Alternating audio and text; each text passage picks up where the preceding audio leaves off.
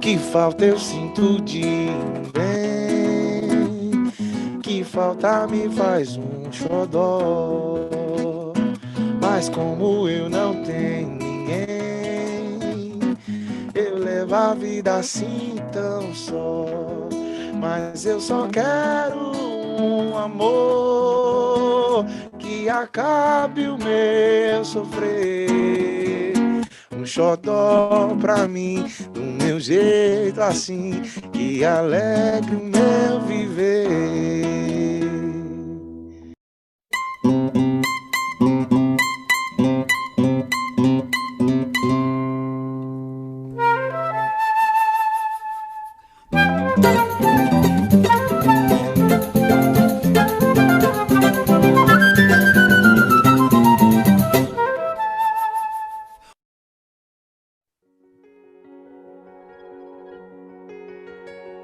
Salve, galera! Nós estamos aqui no canal Entre Letras e o nosso convidado da vez é o Matheus Souza, ilustríssimo convidado. Matheus Mulato, já começou tudo errado, pode voltar.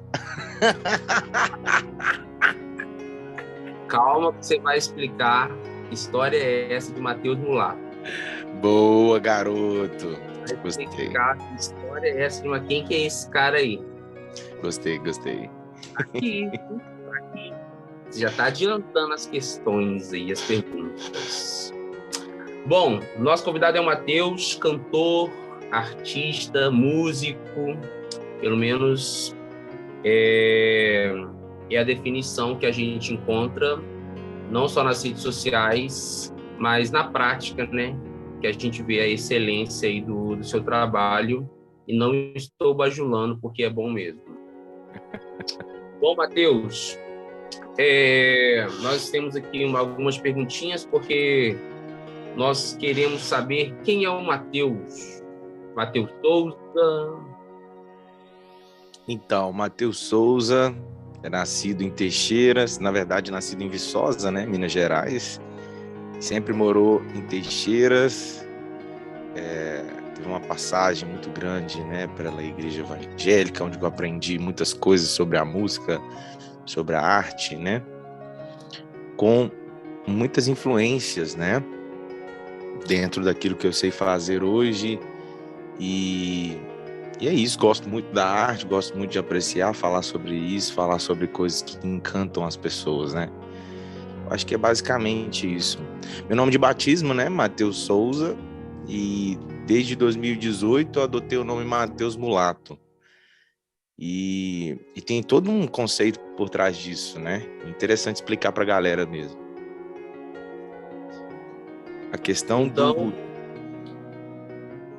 quando nasceu o Matheus Mulato, por que Mulato? Boa.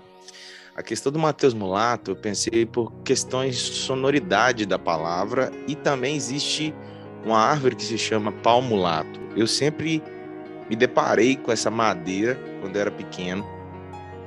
E assim, a gente tentava quebrar e não quebrava. Entende? Era uma madeira muito dura, é uma madeira muito dura, né? E é brasileira. E eu pesquisando um pouco mais, eu falei, por que não, né? Por que não colocar esse nome? Por que colocar? Por que não colocar? E aí eu fui observando que tem, dentro dessa árvore também, a gente tem questões de propriedades de cicatrizantes, coisas que vêm muito a calhar com a minha arte também. Uma coisa de cura, uma coisa de alívio para as pessoas, né? Através dos sons, através da música. Então, uniu tudo isso, né? Uniu a ideia de mulato com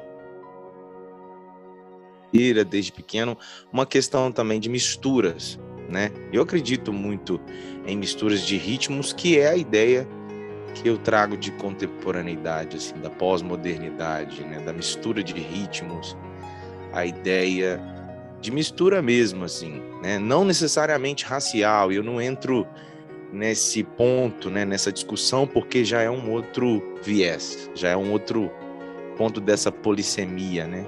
Dessa palavra. Eu prefiro essa definição para mim. Bacana. Então, é porque, a princípio, as pessoas podem associar, num primeiro momento, essa questão do mulato, há uma questão racial, né? Exatamente. Mas está relacionada a pau, né? Que medo. Não! Esse está relacionado. Exatamente, está relacionado ao pau mulato. Exatamente, mas é isso mesmo.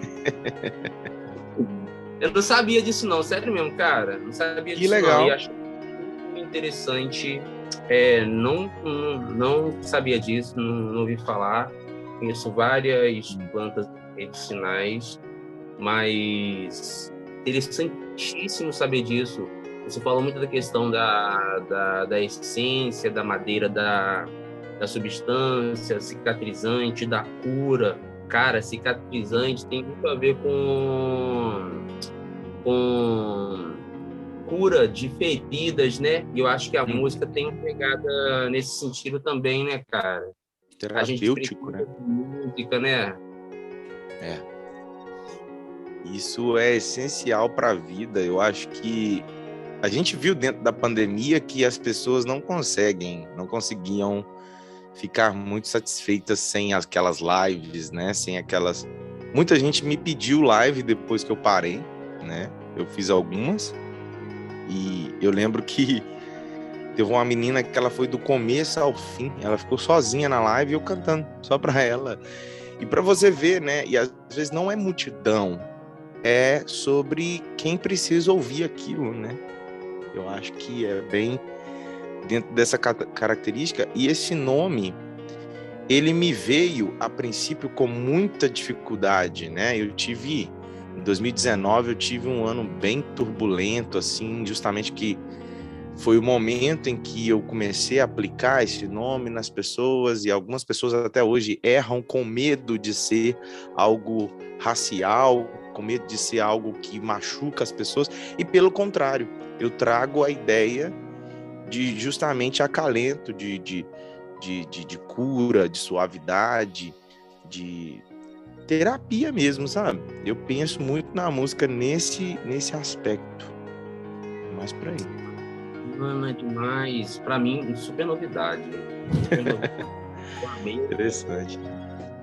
Amei ideia. Então pode falar, é Matheus Mulato mesmo. Pode, não tem perigo, não. Então vamos lá. Você é músico e artista. Para você, Matheus, o que é ser músico e artista no Brasil atualmente? Assim, a palavra que me vem é um desafio, né? Porque, assim, eu vejo muitas pessoas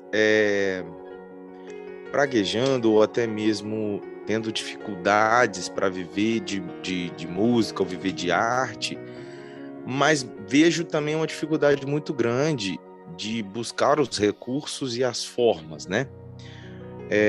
Por exemplo, eu vou dar o exemplo dessa pandemia que a gente ainda está, né, saindo desse momento, mas creio que vai deixar marcas muito grandes, que são as lives, igual a gente já está falando, né? Foi um momento de viver da arte muito desafiador pelo ponto de vista de aprendizagem, porque eu não imaginaria que em 2021, na verdade, eu poderia gravar, né, como eu fiz uma live, né, 300 anos de Minas, está disponível, né,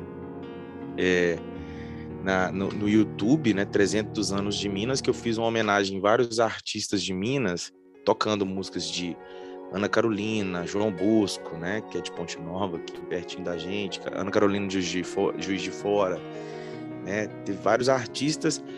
E eu vi que, tipo assim, olha só, é possível eu ter um edital que foi proporcionado, eu ler esse edital, é um desafio, eu preparar mais 2 músicos comigo e me apresentar, e com esse dinheiro eu consegui, na verdade, né, pagar os músicos e a produção. Então, foi um desafio, mas foi um desafio gostoso, e isso me deu muita gana para poder encarar esses desafios, porque é um desafio, mas muitas pessoas levam para o lado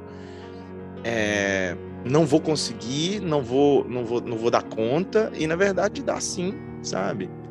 É um desafio que parte da gente olhar para ele e falar assim, não, eu vou conseguir fazer esse negócio, porque eu nasci para isso, né? Eu nasci para cantar, para fazer acontecer a arte, né? Então, eu tomei aquele episódio como uma forma de que, não, realmente, eu posso.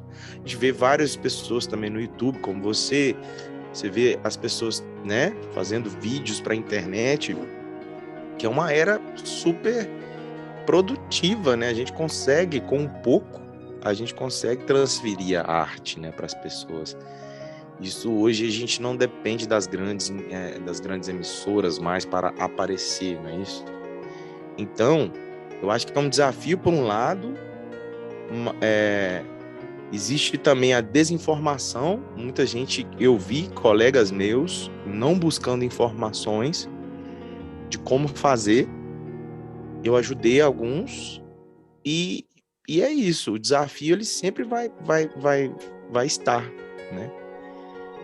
Então, a pergunta foi essa, né? A questão do ser artista, o que é a arte hoje, né? Para fazer arte. É isso, é uma questão muito de percepção do que há e trazer isso para a nossa arte. E questões burocráticas vão acontecer, né? Editais estão aí, os barzinhos, no meu caso, estão aí. Então, assim, é meter a cara. Para mim, eu acho que é desafio e meter a cara mesmo. Não tem muito o que fazer, não. A arte está no sangue do brasileiro, né? O brasileiro, ele é um artista por excelência. A gente vê arte de vários gêneros em todos os lugares, assim, e isso flui, né? Como uma fonte, assim, que não seca. Por outro lado, a gente vê, igual você falou, esse receio, né? Esse não saber fazer, né? Esse contraponto aí que meio que anda contra a correnteza, né? Se a arte fosse a correnteza no caso. Existem algumas realidades aqui que eu andei lendo para fazer essa entrevista aqui. Em 2020, houve uma denúncia na Organização dos Estados Americanos sobre censura à arte no Brasil, né? Em 2020, houve um manifesto também contra o cerceamento de instituições culturais, científicas e educacionais no Brasil. Em 2019, houve um festival que reuniu obras censuradas no Brasil em 2019. Ou seja, a gente vem aí, ano após ano, em uma escalada de censura à arte. Será que o Brasil, né, a despeito aí de artistas emergentes como você conseguir se manifestar, né? Será que o Brasil está se tornando uma nova sociedade dos poetas mortos?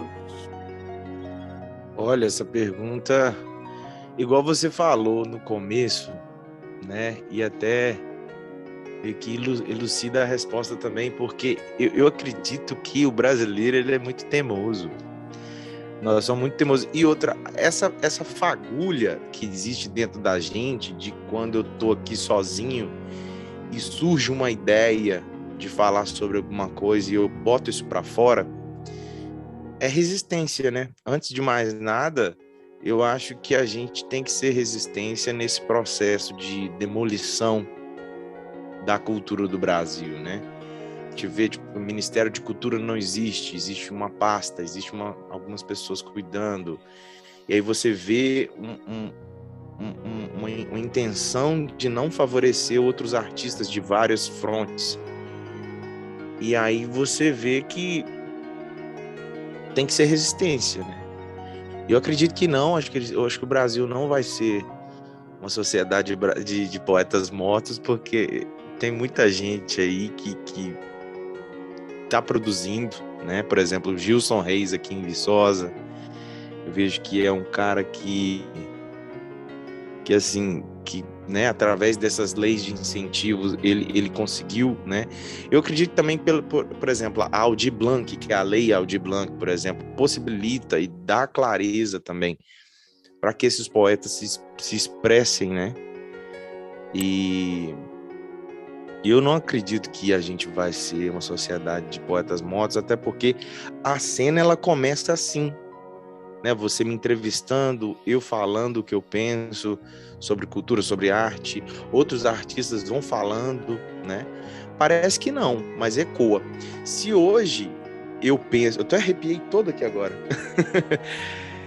porque é muito forte. Se hoje, por exemplo, eu escuto Milton Nascimento, eu choro, Lenine, se eu vejo essas pessoas que não estão assim hoje, né? No mainstream, no TikTok, no Instagram, se essas pessoas fizeram as obras deles e ainda continuam fazendo, eu acredito que tem espaço para mim, para você, para quem vier, e os poetas estão vivos aí. Eu acho que eu sou otimista quanto a essa questão. Bacana, cara. É uma mensagem de esperança, né? Nosso Sim, futuro não vai ser um futuro de poesia morta, né? Vai ter resistência. vai ter. Música boa, nossa, eu escutar isso é um bálsamo. É bom demais. Matheus, olha só, no Trovador